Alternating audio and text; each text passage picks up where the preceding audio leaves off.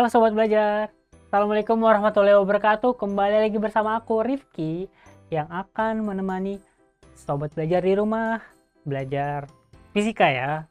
Mata pelajaran apa nih yang kita akan bahas mengenai karakteristik, jenis, dan juga besaran gelombang mekanik. Materi fisika kelas 11. Oke, sebelum kita mulai kita bicara dulu, ngobrol-ngobrol dulu yuk. Oke, jadi sini ada gambar sini. Belajar tahu ini apa ya? Apa ini gambar ini? Gambar ini maksudnya apa ini? Ya di sini ada pantai gitu ya. Kemudian ada gelombang.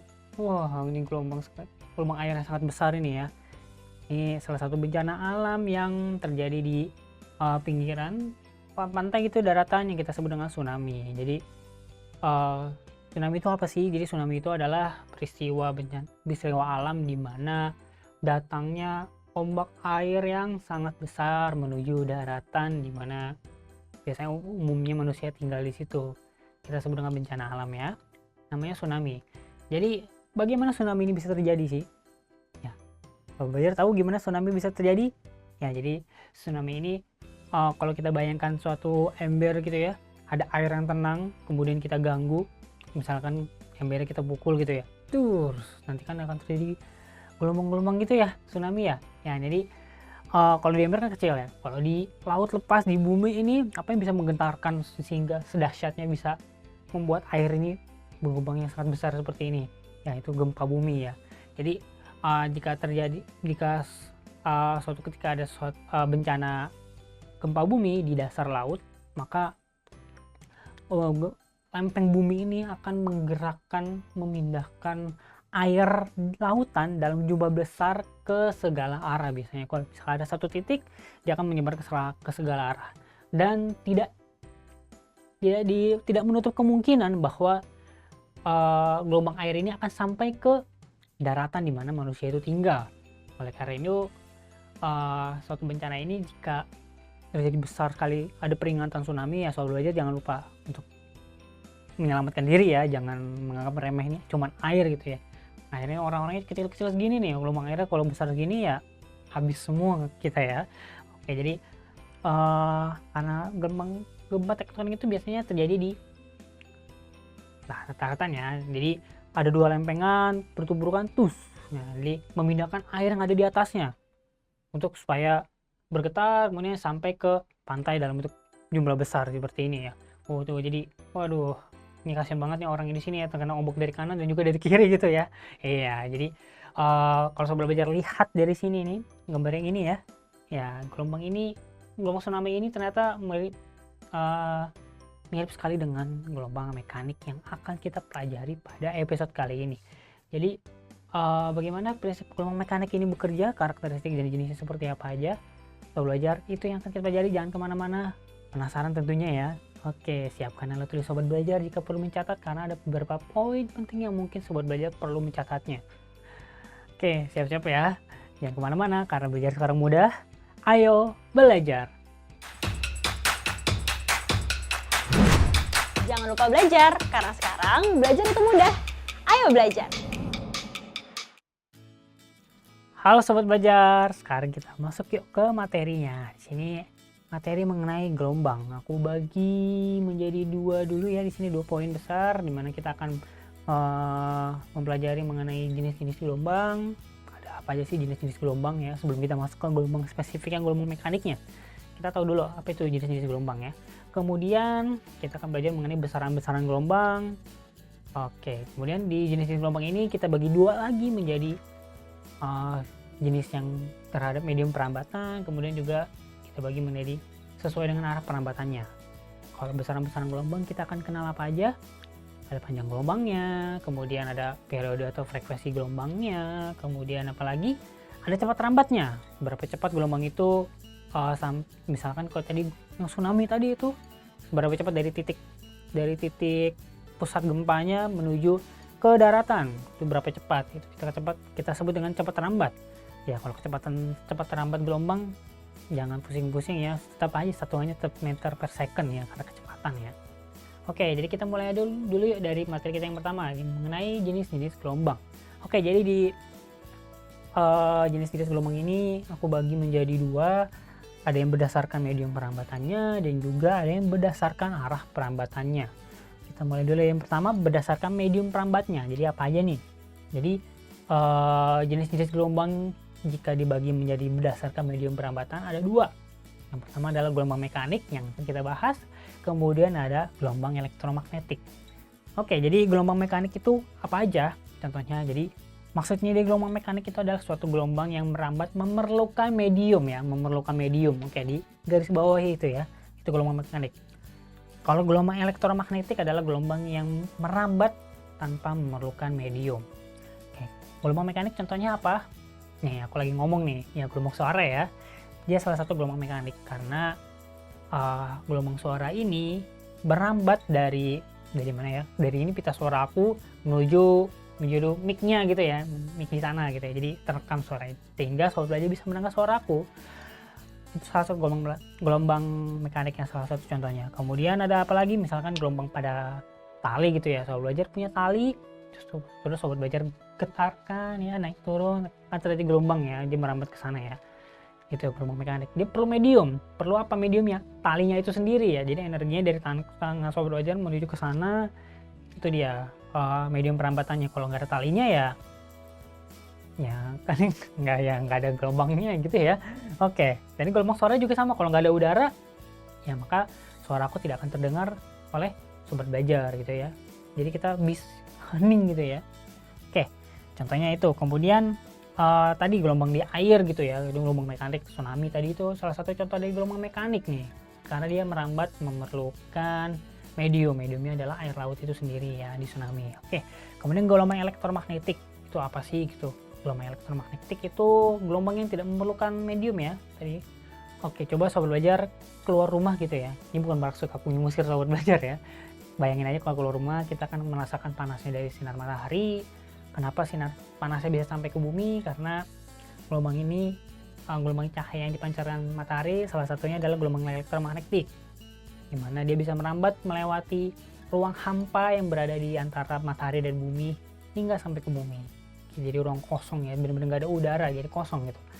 Gelombang elektromagnetik bisa cahaya gitu ya, cahaya tampak. Kemudian gelombang radio, gelombang mikro, gelombang TV ya, kita bisa nonton TV, kita bisa memakai internet, itu adalah gelombang elektromagnetik karena dia tidak perlu memerlukan medium. Kemudian apalagi cahaya sinar X ya, dia ada salah satu gelombang elektromagnetik. Sekarang kita fokus ke gelombang mekaniknya dulu ya. Oke, jadi ini jenis gelombang yang berdasarkan medium perambatannya. Kemudian tadi ada yang kedua berdasarkan arah perambatannya. Kita bagi menjadi dua, di mana kalau berdasarkan arah perambatannya gelombang bagi dua menjadi gelombang transversal dan juga gelombang longitudinal. Jadi gelombang transversal itu apa? Jadi gelombang transversal itu kalau kita bayangkan paling mudahnya adalah kita membayangkan gerakan tali ya. Jadi tali itu bergerak, jadi arah getarannya itu tegak lurus dengan arah gelombang itu berjalan. Jadi kalau dia ada tali kita gerakan begini, oke, jadi dia tali ini akan bergetar ke atas ke bawah, ke atas bawah, atas bawah, atas bawah, atas bawah ya, atas bawah aja, tapi arah rambatnya ke sana. Jadi arah getarnya itu tegak lurus dengan arah rambat dari gelombangnya. Beda ceritanya kalau dengan gelombang longitudinal. Jadi gelombang longitudinal ini paling mudahnya, paling umum sering contohnya adalah pegas ya. Jadi misalnya pegas, rapat, kemudian nanti renggang, kemudian rapat lagi, kemudian renggang. Ya gitu. Jadi gelombangnya bentuknya seperti ini. Renggang, rapat, renggang, rapat, renggang, rapat. Jadi kalau misalkan ada sobat belajar punya pereng besar, taruh meja, kita dorong maju, dorong, dia getarannya akan membentuk seperti ini. Getarannya searah dengan arah rambatnya. Jadi kalau ini arah rambatnya ke kanan, gelombangnya getarannya sama tuh searah ya, sejajar dengan arah rambatnya. Kalau transversal seperti ini, dia getarnya ke atas bawah, tegak lurus dengan arah rambatnya. Mudah dipahami ya, mudah. Jadi kita lihat dulu Kemudian sekarang kita masuk ke besaran-besaran gelombang. Jadi besaran-besaran gelombang itu ada apa aja? Tadi aku sudah sebutkan bahwa kita akan kenal dengan panjang gelombang. Panjang gelombang itu apa? Kemudian periode dan frekuensi. Ini aku masukkan satu poin ya. Kenapa gitu? Kita akan cari tahu alasannya. Kemudian cepat lambat gelombangnya. Kita masuk dulu ke gelombang panjang gelombang ya. Di panjang gelombang ini, oke, jadi panjang gelombang adalah jarak antara dua titik puncak atau dua titik lembah yang berdekatan pada gelombang transversal. Jadi gelombang transversal seperti ini ya. Jadi dia seperti gelombang tali. Satu panjang gelombang itu maksudnya satu gelombang ya. Jadi satu gelombangnya itu apa? Sebelum kita kenal panjang gelombang di gelombang transversal ini, kita tahu dulu satu gelombang itu apa. Satu gelombang di gelombang transversal ini adalah satu puncak, satu lembah. Ini nggak memastikan ini. Ada sebuah koordinatnya gitu. Oke, ini koordinatnya ya. Satu gelombang ya, seperti ini. Satu bukit, satu lembah. Satu gelombang. Panjangnya dari sini ke sini kita sebut dengan lambda. Nih. Tidak hanya dari satu bukit, satu lembah, bisa juga kalau misalkan kita startnya di bukit, maka satu gelombangnya adalah sampai bukitnya lagi. Kok bukit sih? Benernya bukit. Bukit lagi ya. Kemudian kalau lembah, maka dari lembah sampai lembah lagi. Oke, ini satu panjang gelombang satuannya meter. Panjang dari lambda, simbolnya adalah lambda. Lambda, kalau misalnya nanti kita kawin lambda suatu gelombang sama dengan 2 meter, maka panjang satu gelombangnya adalah 2 meter. Mudah dipahami kan ya? Oke, sekarang kita lanjut ke besaran gelombang yang selanjutnya. Oh ya, tadi kan di transversal ya, sekarang bagaimana kalau di gelombang longitudinal? Oke, jadi di gelombang longitudinal ini, contohnya tadi yang seperti aku gambar ya, ada pegas gitu ya, renggang, rapat, renggang, rapat, renggang, rapat. Jadi panjang satu gelombangnya pada gelombang longitudinal adalah jarak dua pusat rapatan atau renggangan. Jadi misalkan di antara rapatan sama renggangan ini di sini misalnya, sampai ketemu yang kayak gini lagi. Jadi satu gelombangnya di sini adalah terdapat satu rapatan, satu renggangan. Mudah ya dipahaminya ya. Satu rapatan, satu renggangan, maka ini satu lambda. Ini lambda juga. Oke, jadi itu dia ya. Satu gelombangnya ya. Jadi kalau kita diketahui lambdanya sama dengan 5 meter, maka dari rapatan menuju rapatan yang lainnya adalah sejauh 5 meter di gelombang longitudinal ya. Udah kan ya? Oke, sekarang kita lanjut ke besaran yang selanjutnya. Kita akan kenal dengan periode dan frekuensi. Ini aku masukkan dalam satu poin. Kenapa? Karena dia saling berkebalikan. Oke, jadi kita kenal dulu periode itu apa. Jadi periode ini adalah waktu yang dibutuhkan oleh suatu titik acuan pada medium gelombang untuk satu kali getaran. Jadi mudahnya adalah misalkan ada satu acuan gitu ya. Ini satu acuan misalnya kita di sini gitu ya. Jadi kan untuk satu kali getaran kan dia kan titik ini kalau kita perhatikan dia kan akan naik turun ya. Jadi dia naik turun gitu ya. Jadi satu titik acuan ini untuk bergetar satu kali. Jadi misalnya dari puncak dia ke bawah terus ke atas lagi. Satu getaran. Kita sebut dengan periode. Jadi mudahnya periode adalah waktu yang diperlukan untuk satu kali getaran. Jadi satu getaran berapa detik? Satuannya adalah detik. T, satuannya second. Oke. Kemudian frekuensi itu apa? Kalau frekuensi berkebalikan sama periode. Frekuensi itu adalah jumlah getaran osilasi yang terjadi dalam selang waktu 1 detik. Jadi mudahnya gimana kita menghafalinya, bahwa kalau periode itu satu getaran berapa waktunya. Kalau frekuensi adalah 1 detik ada berapa banyak getaran yang terjadi. Oke, jadi tadi T itu satuannya second ya. Kalau frekuensi satuannya hertz. Oke. mudah ya. Jadi itu kemudian periode dan frekuensi. Ini satuannya hertz dan juga satuannya second ya kalau periode. Kemudian cepat rambat gelombang. Jadi kita akan kenal apa itu cepat rambat gelombang. Seperti aku tadi bilang, seberapa cepat gelombang dari titik tertentu sampai titik tertentu. Misalkan dari A ke B, dia waktunya berapa nih gelombangnya berjalannya berapa kecepatannya ya.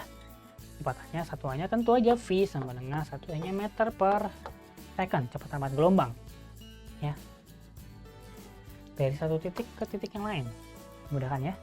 Oke, jadi cepat rambat gelombang seperti itu. Kemudian kita dari tadi baru ngomongin definisinya, sekarang bagaimana cara matematisnya. Jadi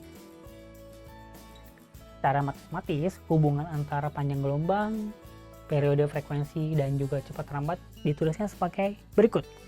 Jadi kita tahu bahwa karena kita mulai dari yang T dulu, periode tadi kita definisinya adalah satu getaran berapa detik.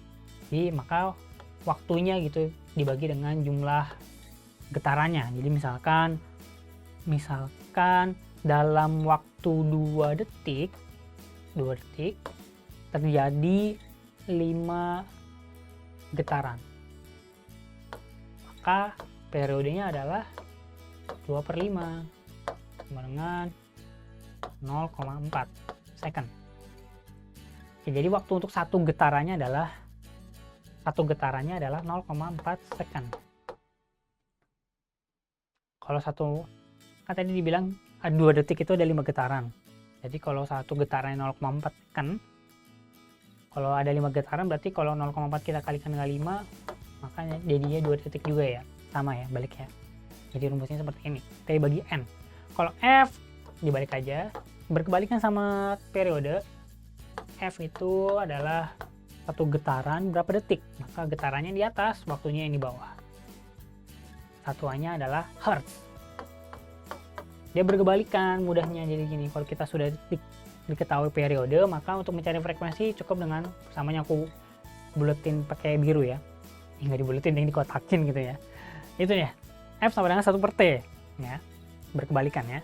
Kemudian tadi untuk cepat panjang gelombang dan juga cepat rambat kita formulasikan oleh ini, perhatiin sama yang kotak yang warna hijau.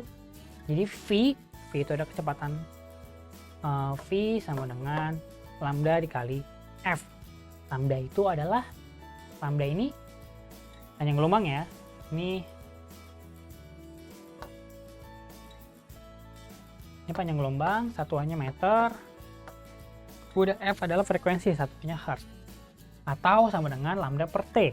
Kita tahu bahwa F ini hubungannya adalah 1/T, maka kalau kita jangan diketahui T-nya, maka kita pakai formula yang di kanan ini, lambda per T. Tergantung nanti gimana soal yang kita temui ya. Oke, jadi besaran gelombang itu sebagai ini depan ini ya. Sekarang kita masuk ke contoh soal deh. Ya, jadi contoh soal yang pertama, kita lihat dulu. Kita pelan-pelan dulu aja ya. Kita mulai dengan yang mudah. Ada 2 titik yang mempunyai fase yang sama. 2 titik yang mempunyai fase yang sama adalah apa?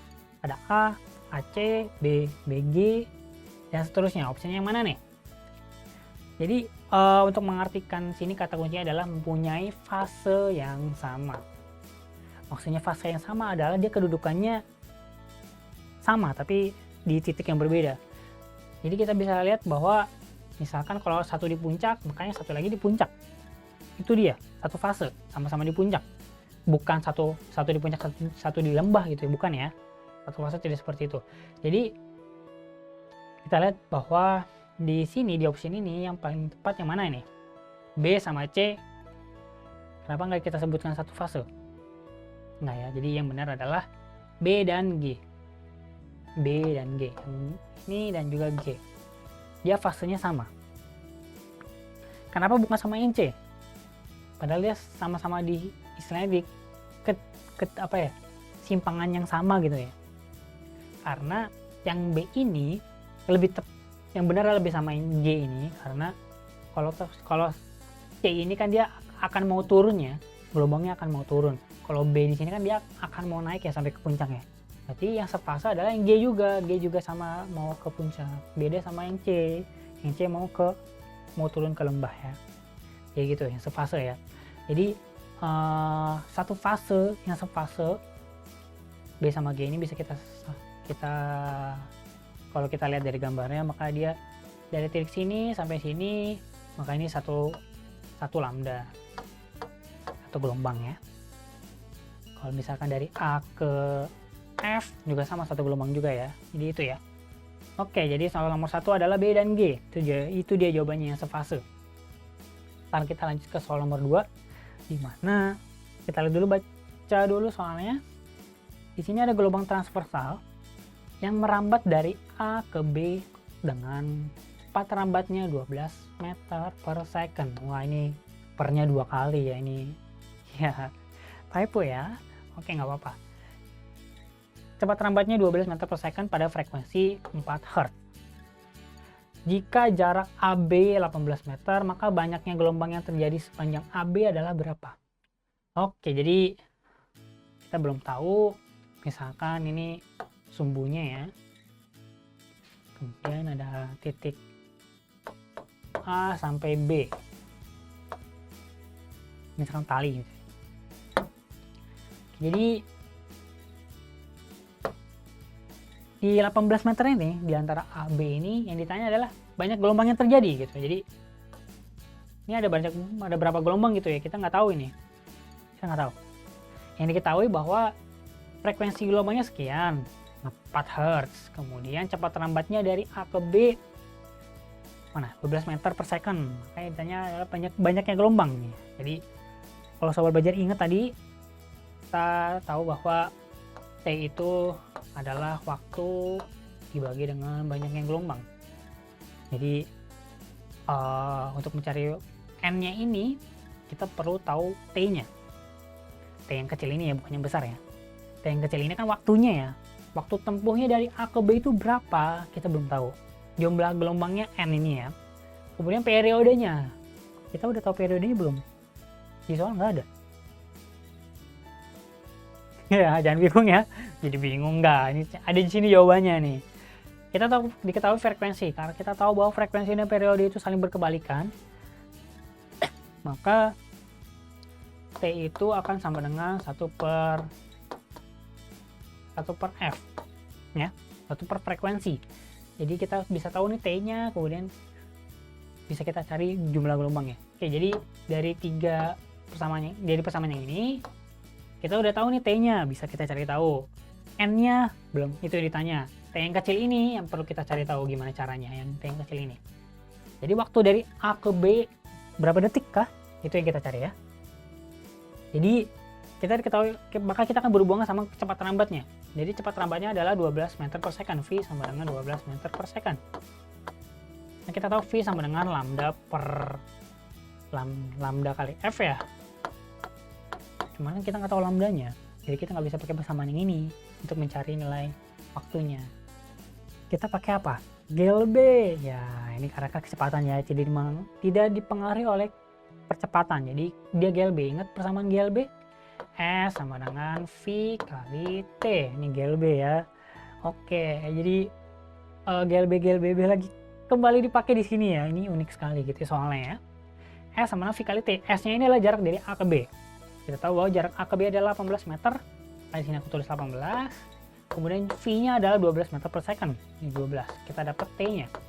T sama dengan 18 dibagi 12. T-nya berapa? 18 bagi 12. 1,5 ya. Kita dapat 1,5 second. Oke, jadi udah selesai belum? Belum. Kita masih belum tahu nih banyaknya gelombang yang terjadi berapa. Nih, maka kita balik lagi ke sini ya. Maka T itu adalah 1 per F ya. Jadi 1 per F sama dengan T per N. Kemudian 1 per F itu 1 per 4. Enggak. Berarti N sama dengan, aku pindah ke kiri, T dikali F. Kemudian dengan waktunya kita dapat 1,5. 1,5 second dikali dengan F-nya adalah 4. Kali 4 sama dengan 6. Jadi banyaknya gelombang dalam jarak A ke B adalah 6 gelombang. Ya, satuannya nggak ada ya, 6 gelombang ya, jumlah aja. Oke, jadi soal nomor 2 itu ya Sobat Belajar. Kemudian sekarang kita lanjut yuk ke soal nomor 3. Soal nomor 3 ini masih mengenai gelombang mekanik. Mana kita baca dulu. Ada sebuah gelombang transversal mempunyai periode 4 detik jika jarak antara dua buah titik yang berurutan yang sama fasenya adalah 8 cm yang berurutan ya. Jadi kalau misalkan ada gelombang seperti ini,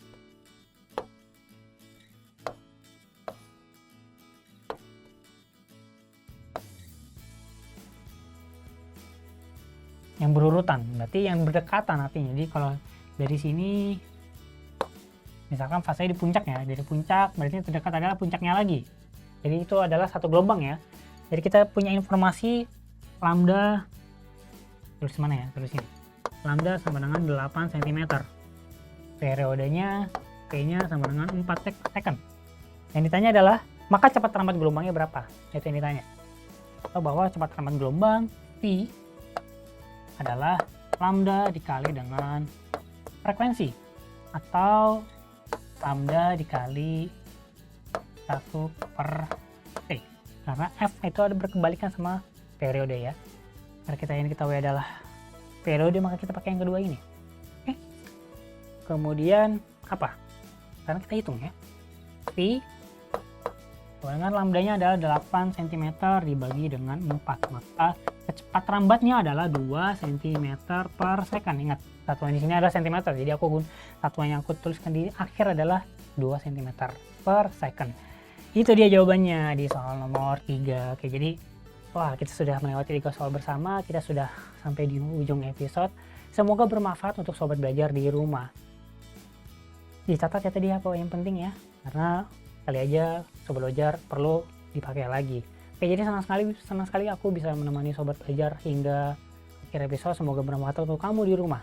Jangan patah semangat ya, karena belajar sekarang mudah. Ayo belajar. Ayo. Jangan lupa belajar, karena sekarang belajar itu mudah. Ayo belajar!